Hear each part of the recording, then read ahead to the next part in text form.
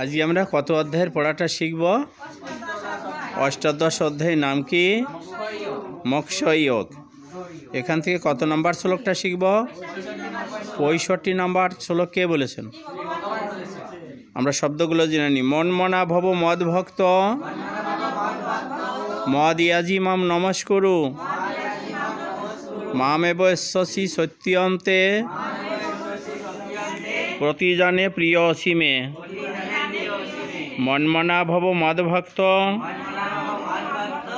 মদ ইয়াজি মাম নমস্কুরু মামেব এশ্বসি সত্যন্তে প্রতিজনে প্রিয় অসীমে। আমরা এখন 30 ছন্দে পাঠটা শিখব। মনমনা ভব মদ ভক্ত মদিয়াজি মাম নমস্কুরু মামেব এশ্বসি সত্যম তে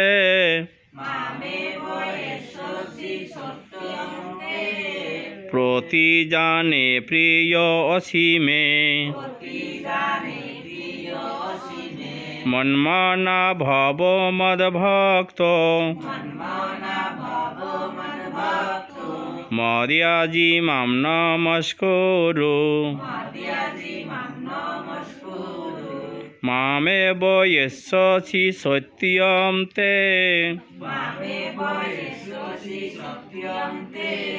প্রতিজানে প্রিয় অসীমে।